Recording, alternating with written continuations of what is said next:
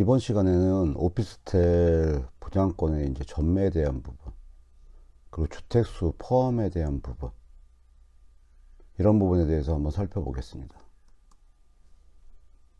우선 이제 오피스텔 분양권이 청약시에 이제 주택수에 이제 포함되느냐 여부, 거기에 대해서 알아보기 전에 이제 아파트 분양권, 아파트 이제 분양권이랑 입주권은 어떻게 되느냐 한번 살펴보면요. 2018년 이제 9월 13일 날 그 대책 개정 시행일 이후에 일반 분양분 같은 경우는 입주자 모집 공고일, 정비사업 경우는 관리처분계획, 지역주택조합 경우 사업계획 승인 신청일 이후에 청약시는 이 주택수에 이제 포함이 됩니다. 근데 양도세 계산 때는 뭐 아직 등기가 안 됐으니까 주택수에 이제 산정이 안 되는 거죠. 그래서 이제 9.13 대책 개정 시행일 이전에 이제 물건을 매수하신 분이 그 시행일 이후에 그런 분한테 이제 구입한 후에 실거래가 신고하신 분이 있으면 이런 경우는 청약시에 주택의 이제 소유자로 간주가 됩니다. 그리고 좀 주의하실 부분이 몇 가지가 있는데, 미분양이 된 아파트 같은 경우에 선착순으로 분양하는 경우가 있지 않습니까? 그 경우에는 주택수에 포함이 안 됩니다.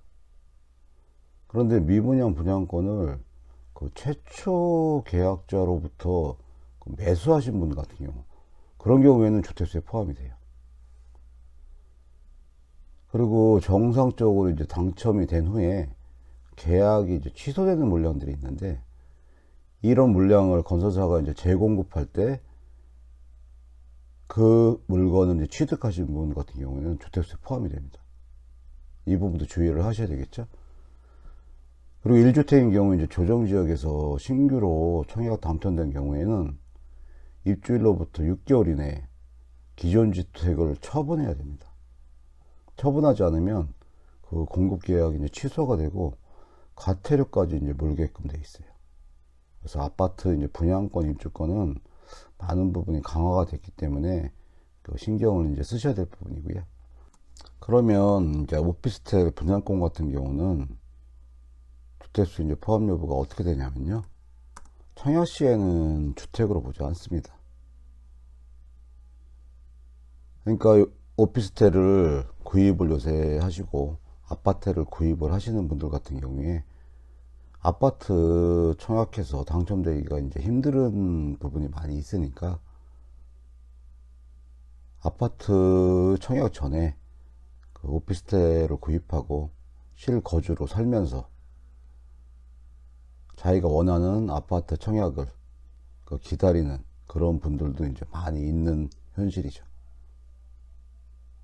두 번째로 주택 임대사업자 등록 시에 세제 혜택은 어떻게 되는지 한번 살펴보겠습니다. 우선 아파트 같은 경우 이제 주택 같은 경우는 9.13 대책 이후에 주택 임대사업자에 대한 혜택이 좀 축소가 됐죠. 그래서 1주택 이상 이제 소유자, 그리고 또 그런 분들이 시장 과열지구에서 신규 주택을 취득 시에는 세제 혜택을 이제 주지 않습니다. 그러면 9.13 대책 이후에도 주택 임대사업자가 1주택 이상 소유자가 아닌 경우, 그리고 시장 과열지구가 아닌 경우나 신규 주택 취득이 아닌 경우에는 세제 혜택을 주겠죠.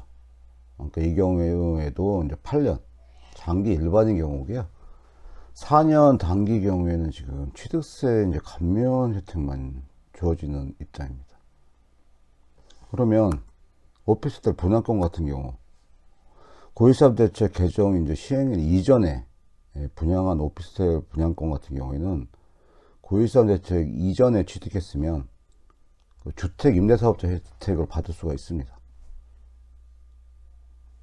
그런데 이제 9.13 대책 이후에 분양권을 이제 전매로 취득한 경우 있지 않습니까? 이런 경우에는 세제 혜택을 받을 수가 없는 거죠. 이 부분도 이제 주의할 부분이죠. 이번에는 분양권 이제 전매 가능 여부에 대해서 한번 살펴보겠습니다. 2017년 이제 파리 대책이 있었죠. 대책도 참 많이 있어요. 그래서 파리 대책 이전 분양 단지는 사용 승인 시까지 이제 전매가 1회 가능했었습니다. 1회 가능했었고, 파리 대책 이후 이제 분양 단지 같은 경우는 조건이 있습니다. 100세대 이상이고 규제 지역인 경우에는 전매가 이제 허용이 안 되게 바뀌었습니다. 그래서 이런 경우는 등기 후에 일반 매매로만 이제 판매가 할 수 있는 거죠. 그런데 100세대 이하이고 규제 지역이 아닌 경우는 지금 전매가 이제 가능하게 되어 있죠. 세대수랑 그 지역 이제 구분이 되어 있기 때문에 그 지역별로 이제 차이가 있다고 보시면 되고요. 이 부분은 신경 쓰셔야 될 부분입니다. 이번에는 오피스텔 이제 취득할 때, 보유할 때 세금에 대해서 한번 알아보겠습니다. 먼저 이제 취득세인데요. 오피스텔을 이제 취득할 때 취득세 4%, 농어촌 특별세 0.2%, 지방교육세 0.4%, 이렇게 합해서 이제 4.6% 세금을 내게 되어 있고요. 취득일로부터 60일 이내에 이제 주택 임대사업자로 등록하면 그 면적에 따라서 이제 취득세 감면을 받을 수가 있습니다. 이 경우엔 이제 신축만 해당이 되는 경우고요. 전용 면적 이제 60평방미터 이하는 취득세 이제 전액 면제가 되고, 취득세액이 이제 200만 원 이상이면 85%까지 이제 감면받을 수도 있습니다. 4년 이상 이제 임대하는 조건일 때 이게 해당이 되는데, 이 조건을 이제 위반할 시에는 감면된 이제 취득세를 이제 초징당하게 돼 있죠. 두 번째는 이제 부가가치세. 그러니까 업무용으로 오피스텔을 구입하게 되면 그 부가가치세를 이제 부담을 하고요. 구입 시에 부담한 부가가치세는 환급을 받거나 이제 매입세 공제를 받죠. 근데 이때 이제 부담하고 환급받은 부가세를 10년 이내에 만약에 그 오피스텔을 거주용으로 이제 사용하게 되면, 주거용으로 이제 다른 사람한테 임대하는 경우도 이제 포함이 됩니다. 단종기간에 해당하는 부가세는 추징돼서 다시 돌려줘야 됩니다. 이런 부분도 이제 주의를 해야 되고요. 세 번째는 이제 재산세. 오피스텔은 재산세도 이제 일반 주택이랑 똑같이 건물분이랑 이제 토지분이 이제 나눠지고요. 건물분 재산세의 경우는 업무용일 경우에는 과세표준은 이제 시가표준액의 이제 공정시장 가액 비율의 70%, 이 정도로 이제 곱해서 과세표준을 선정하고, 그 세율은 0.25% 이제 단일 세율로 계산을 하게 되어 있습니다. 주거용인 경우에는 차이가 있는 게 이제 공정시장 가액 비율은 이제 60%. 이거는 시가표준액에 곱하는 것을 과세표준으로 하고요. 표준세율은 가격에 따라서 0.1%에서 이제 4% 정도.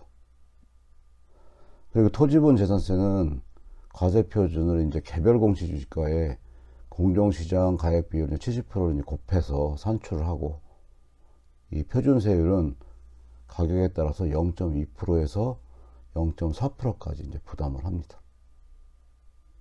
네, 종합부동산세 같은 경우는 업무용인 경우는 이제 제외가 되고요. 부속토지 공시지가가 80억 초과하는 경우 이제 과세가 됩니다. 주거용인 경우는 다른 보유주택과 합산해서 기준시가가 이제 6억 원을 초과할 때, 이때 과세가 되고요. 1주택이고 이제 단독명의일 때는 이제 9억 원 초과하는 경우 이제 과세가 됩니다. 그러니까 오피스텔을 그 투자용 아니면 수익용으로 구입을 해서 보유하시는 분도 계시고, 실거주하시는 분들도 계신데요. 그 오피스텔 같은 경우는 이제 전매에 대한 부분, 그 주택수에 이제 포함이 되는 부분, 그리고 이제 취득할 때, 보유할 때, 이런 재산세 같은 부분, 취득세 같은 부분을 나름대로 미리 좀 알아 놓으셔야 그 투자 성공에 도움이 된다고 생각이 듭니다. 오피스텔에 대해서 분양권 이제 전매에 대한 부분, 주택수 이제 포함에 대한 부분, 세금에 대한 부분은 이제 살펴봤습니다. 오피스텔을 이제 소유하고 계신 분들도 많이 계시고, 오피스텔 투자에 이제 관심 있는 분들도 많이 계신데, 이 내용이 도움이 됐으면 하는 바람입니다. 감사합니다.